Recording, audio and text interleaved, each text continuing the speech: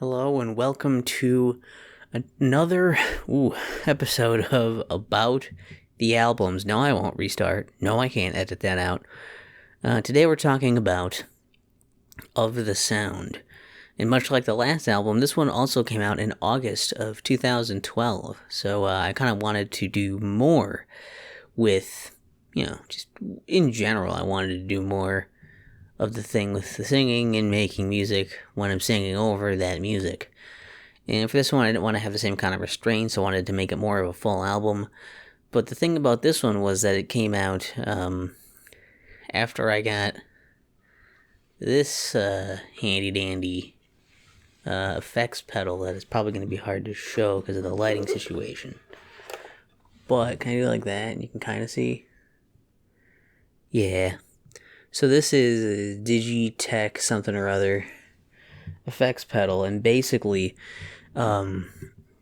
these two different things, mostly so you can switch between the different, there's a lot of presets. There's supposed to be a way to program your own, but I never really figured that out. Essentially, I would hook this up and hook it through my amp, and then, so you could hear it, and then I would be, playing the stuff through here. So it would make some cool effects. This is a pedal on this side you would use to, that one, you would use to, it's hard to do this with all the stuff in my hands. It can do things like the wah effects, and a lot of them was like the effects, it would change the intensity of the effect, or parts of the effect would be controlled by the pedal part. So, I tried to play around with that, on the music and on my voice a bit to see what kind of cool stuff I could do by hooking up my microphone through it too. So interesting experiment, and I've used it on and off for various albums since. So usually if there's some interesting effects on things, often it's done by this. Also, you can see I did wipe this off a little bit before I did the shot, because it had a shitload of dust on it, because I just haven't really been using it, and it's a pedal thing on the floor, so dust can fall on it very easily. But you can just tell it's still pretty dusty in some spots, because I just wiped it, to be able to pick it up for the shot real quick. And hopefully the album is better than my setup to the About the Albums, About It. Let's get into it.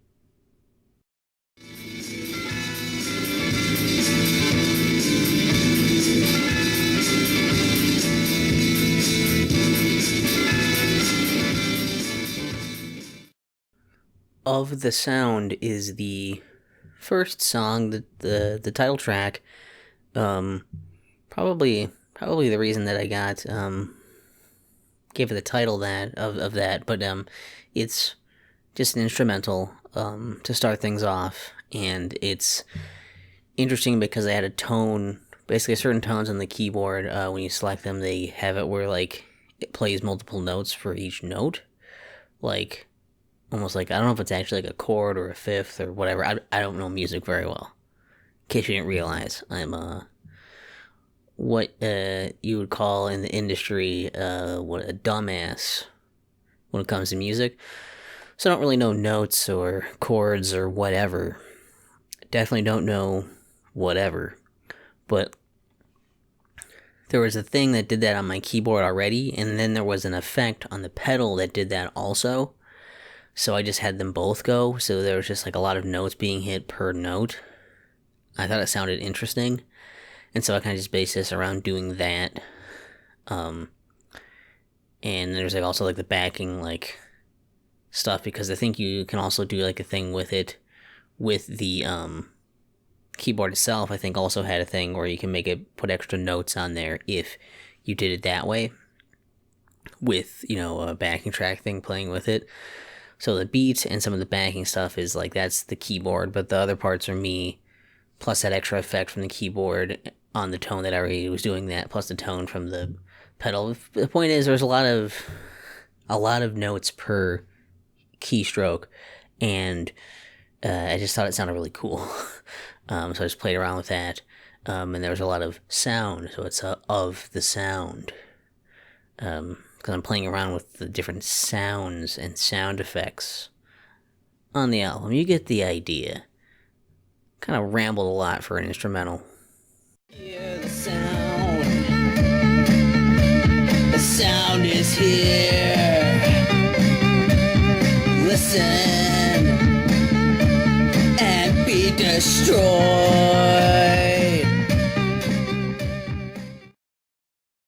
The sound is here. Is just kind of about the idea of this sound that's approaching, and that, I guess, at this point is already here. And it's a sound that's so powerful, it will destroy you, if you listen to it. So, kind of just the idea of, like, kind of a powerful introduction, even though I sort of already had that instrumental introduction. It's like, kind of playing off the idea, like, the sound of this album is going to be, like, it's going to be something else. And the effect is just really cool thing. It's the effect on the keyboard.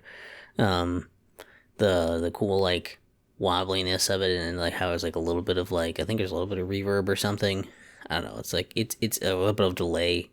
It's neat. So it sounded really cool. It's a pretty simple, progression. It's the kind of progression I feel like I've done a lot, too, but it's, it works, and it sounds cool, and I hadn't really done a whole lot yet at this point, so the song came off pretty cool with, like, the tones I picked and the wobbliness. It even sounded, like, in a few parts, it's almost a little, like, reminiscent of, like, Zelda 2 Adventure of Link. Little, just with the wobbliness of some of the notes and the way they kind of move around, but overall, it's just it's a neat song to, again, and while not to immediately start the album, to be early on and to kind of push the, think of the sound as sort of like the prelude to the sound is here. And then you'll see what I mean. Or you won't. One of the two. Not both. Not both. Not both.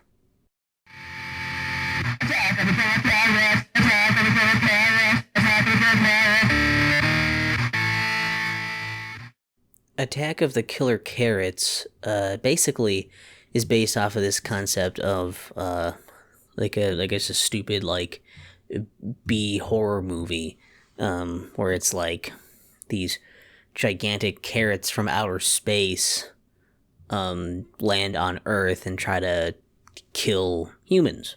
That's the main just idea. It's one of those where it's like, it's really just trying to live and die off of the really simple promise of, like, killer carrots from outer space, trying to kill out the human race.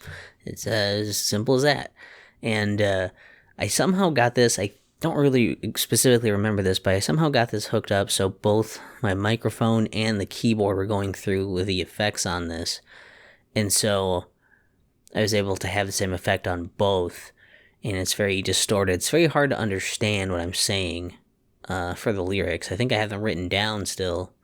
I don't remember if I had to go back for when I was redoing these, if I had to actually listen to it and try to figure out what I said, or if these are ones I still had written down. But, yeah, these can be kind of tough to hear if you don't, like, know, if you're not, like, reading what they are, because of the way how distorted it is. But the keyboard tonic is very, I think the distorted organ is kind of very deep purple-y, so I don't know, it's neat. It's, that's a word I need to stop using so much. Here's a fun drinking game. Take a drink every time I say the word neat in about the albums. And if you retroactively start this from the beginning, again, of the series and try to do that game, you are now dead, or at least very badly alcohol poisoned, because I say it a lot. That's what I'm getting at. I wish I was funny. Take it away from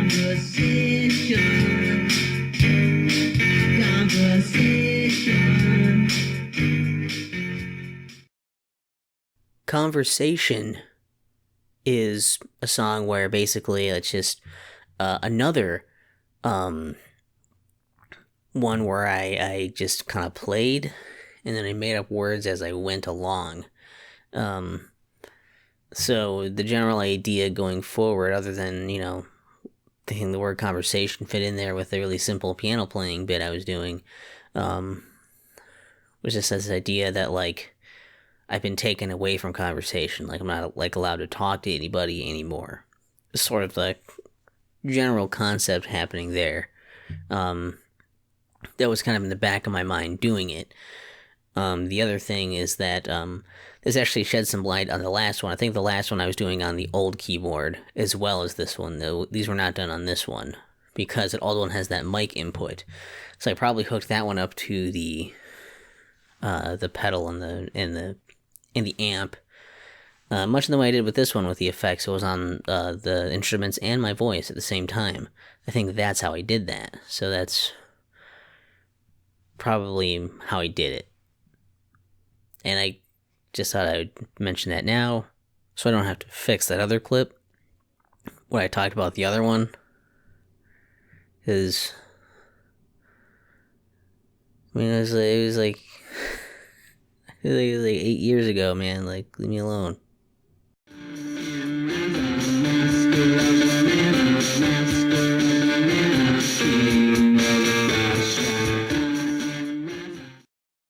Rizar is a song based off of something somewhat specific.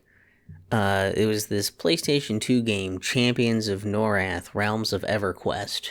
I got really into that game, and it was the first time I really got into that game. I mean, there's a whole background. I could talk about that as well with that, but that's not that interesting. But essentially, it's based on the time I was playing it, and I actually got into it and started playing it for the first time past, like, the early parts where I got stuck.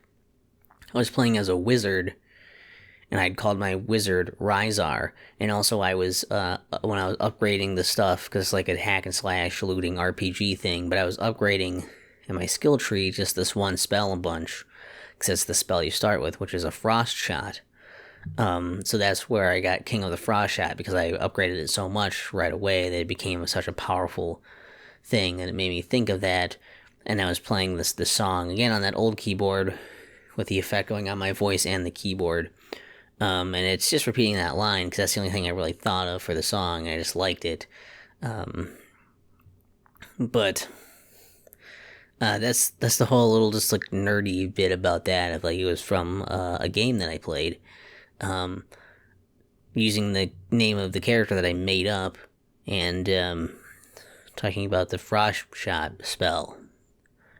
So, I'm a big fat nerd. Fucking with my eye! Fucking with my eye!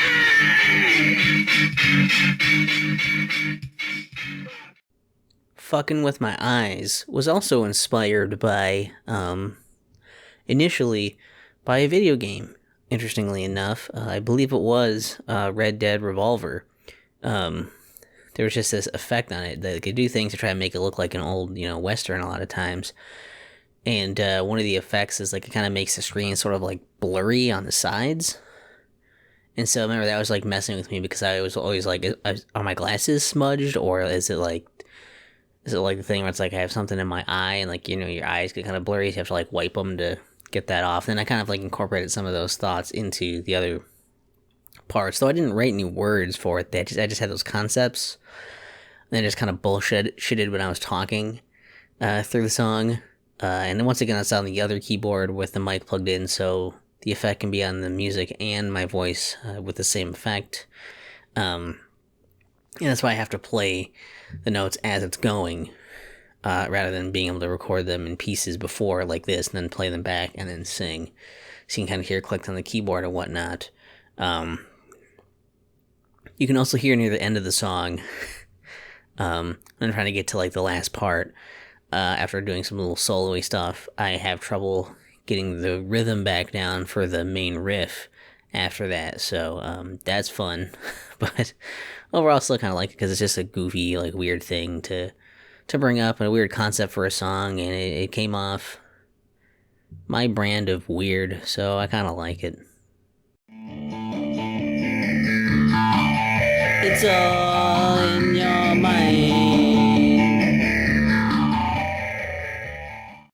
It's all in your mind is pretty simple, just me repeating the same words again. It was more about playing neat music, and just having the sound kind of cool with like the flange over like everything. I don't know, I like the effect on the instruments. It made it sound pretty neat. Neat. There's neat again. Oh, I should stop saying it. You're gonna die from that drinking game I brought up. But I also think it's good to bring up that this actually is an album where I was learning how to record the tracks and then play them back on this, so I didn't have to be playing live, unlike I did with the other keyboard. And unlike really what I did with most of Thoughts from Beyond the Mind. So it was just kind of cool to start learning this and like how to make that work with the layers and how to make different parts, do different things with them. And not that I ever got great with it, but it was me starting to get more comfortable doing that with a few songs on here. So it's a good stepping stone, good learning experience, with some cool effects to cover up maybe the simplicity of that experience early on. So that's kind of cool. I guess I'm better off sad.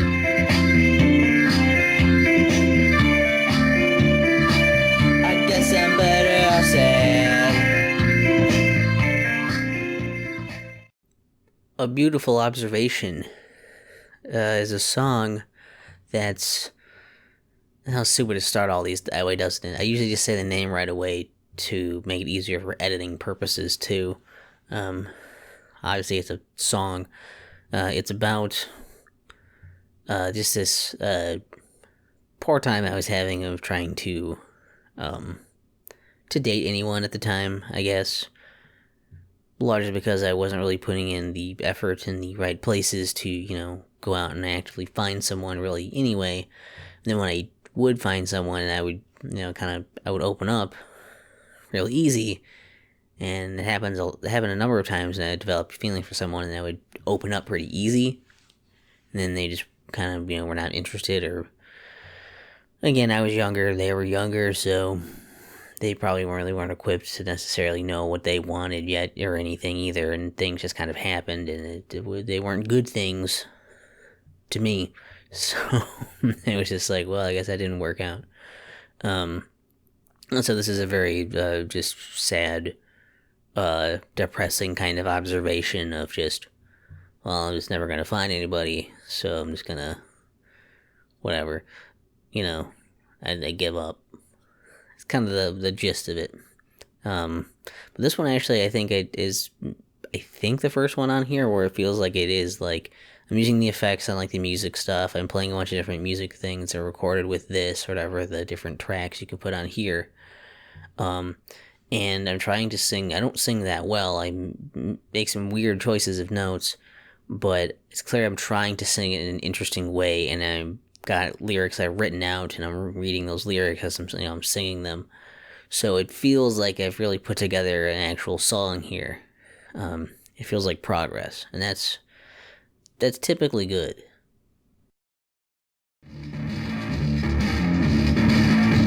Because all wrong with scissors. That's just crazy. That's just crazy. Because all you on drugs. What Kids Don't Do is supposed to be kind of just about this misconception that kids are doing all these things, and just this stuff that it's just assumed that kids these days do, at the time anyways, or whatever. But I will say that some of these things sound like they probably would still happen, even at the time I did it, and I think it was just me sort of projecting these ideas, because, like, I mean, I was in, I was in college at this point, but I was still fairly, I was still kind of, like, just getting out of, like, being considered a kid. Some people probably would still have considered me a kid, that kind of zone. So it was kind of like playing off of those ideas. And just this idea that like kids don't do a whole lot of that shit. But it's probably just me being me being a little biased because I'm basing it off of my experiences as me, and I'm a boring piece of shit. So, some of these things probably do apply, some of these things probably don't, and some of them it's just person to person things, you know.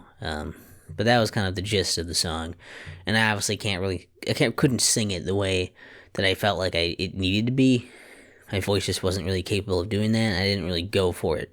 So it just kind of sounds a little like weak, giving the impression of what I kind of wanted without trying to really go there. So it's kind of but the music part sounds heavy enough, I suppose. So that's cool.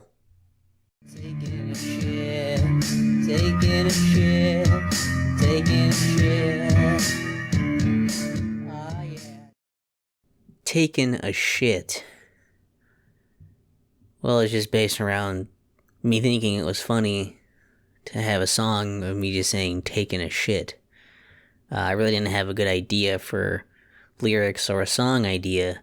The music was cool, so I liked that, but yeah, just me saying taking a shit over it multiple times. I do like the little whistle thing, though. Like, I like how that's in the song itself, like in the meat of it. But I also like how I use it both in the beginning to introduce it, and then also did a cool little thing with it at the end, too. I don't know. Every once in a while, when I do something like that, I kind of think that's neat. There, I said it again. Drink. But, there's not a whole lot more to taking a shit. So, the good news is that I wasn't taking a shit while recording it, because I feel like you would have heard that. Would have been noticeable, like, background plops, or at the very least, you probably would have heard it, the strain in my voice. Unless it was like a smooth shit. And like, how often do you really take a real smooth shit where you're just like, oh, that just happened? I didn't even realize it happened until I looked. Look at me. I don't wanna see the sun. Don't look at me. I don't wanna see the sun. Don't look at me. I don't wanna see the sun. Don't look at me. I don't wanna see. Don't Look at Me was another one where I kind of just I made up the words as I went. It's also on the old keyboard, so I could have the effect on the music and me singing, so I have to play while I'm singing too. So it went over pretty well for that, considering I was trying to do something with that. Also think my voice didn't ruin this one. It's one where I think my voice went pretty well with it, especially because of the cool effect on it. It just kind of made it. I don't even know the proper word I want to use there. Because it's not really like trippy, but like it's. I don't know, it has like a certain like atmosphere to it, and also like it vaguely reminds me of like the Spirit Temple from Ocarina of Time, The Legend of Zelda: Ocarina of Time. It reminds me a little bit of like that for some reason. But yeah, it's very basic. Me playing for a lot of it, just like the notes you do get there and the singing you do get. I don't know, it comes over probably. It's a little bit better than the sum of its parts, I guess. And also, I have this weird thing. I've noticed it if I don't know how many songs. I know like two for sure I can think of. This is one of them where, for some reason, I say direction in a song as a direction, which is not how I really say it. I never really am like, when I'm talking, I'm never like, look in that direction. So it just seems weird they sing it that way. So that was direction.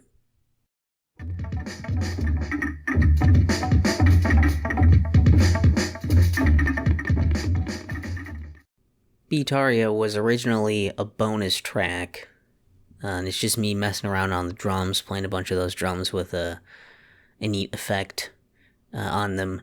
And also in the background, because I believe I just recorded the drums and playing a bunch of different drum things on this keyboard, and then in the background I was doing things like slapping myself and clapping, and I was hitting, like, I think around the camera and stuff with a pencil, and I had these like weird necklaces of beads or whatever. I was kind of crinkling them around and stuff, so just trying to make a bunch of sounds and percussion noises for it, and it was a bonus track because it was just me messing around. There's not a whole lot to it. So in the remastering, it's just kind of louder because, well, the bass boosted a lot of the bass in the drums. It boosted a lot of boost in the drums.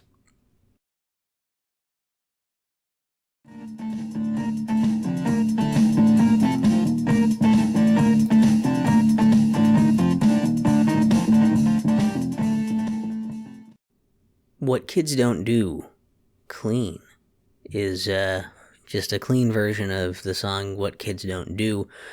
This one was the second bonus track originally, but I just dropped the idea of calling it bonus track because, I don't know, it just seems like if it was going to be a bonus thing, I might as well just cut it, or, I don't know, I just don't want to put bonus track in the title of it. It seems weird. It was just a thing that I was doing because, CDs a lot of times have bonus tracks. So I don't know. But this one actually just uses it's the same recorded music or whatever, just without the effect on it. And also I think it has one new thing where I'm playing, the one track you can hear of, like, the one synth tone that isn't in the original one. So it's, or I think it is, but it doesn't play that bit. I think I changed it for this, so it plays over more of it. So it's just without the extra effects on it, and because I just kind of liked the way it sounded, so I thought I should maybe just do one without that stuff too. And so I could have called it instrumental, but I called it clean because it doesn't have the dirtiness of the effect on it. So that's kind of why I called it as such. Because if it's just instrumental, I probably also wouldn't have bothered keeping it. But whatever. I think it's okay. We can keep it. And that's actually the last song then on the album. That's all of the sound. Sounds weird to say of twice like that. That's all of the sound. I'm not skipping. It's just, so I don't know. What did you guys think? Why not get some comment interaction or not? I mean, you don't have to. I'm just curious. And it's at least it was a step in, like, making a full album and making steps in, writing songs, recording multiple of these, like, parts, putting tracks on here. It was getting closer to what I wanted to do with it, I guess, basically. So that's probably good. And a nice stepping stone towards stuff that I actually really like. And some of the things in here are still cool and interesting to me even now. So hopefully they are to you as well. And I assume they must be somewhat interesting if you bothered to listen to not only the about the album stuff in general, but this far into this video. So if you did, thanks. That's cool. And if this video has 0 views, then oops, I said that to no one. But I think we'll get a couple.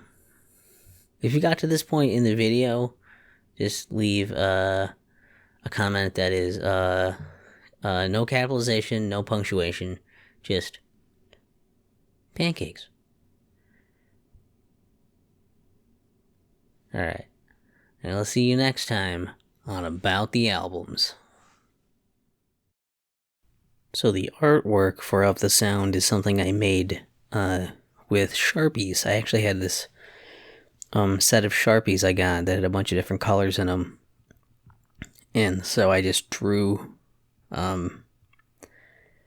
these pictures, a bunch of them with them, and this was one of them, which is kind of like the blankness there. It kind of looks like a building, and then it's got like the cool background. Doesn't really have a whole lot to do with the album or anything. I just like the art, so I was like, I'll just make it the album art, because why not? And I couldn't find the picture anywhere, so I don't know where it went. I don't know where it has gone since then. So I couldn't try to get a better image of it if it's possible. What I have done is add in Of the Sound and my name down there and pulled the colors using the select color thing in Paint from the colors that are already on there to try to make it fit more, and then outline it. But it's mostly the same cover as it was before the remaster, just I threw words on it.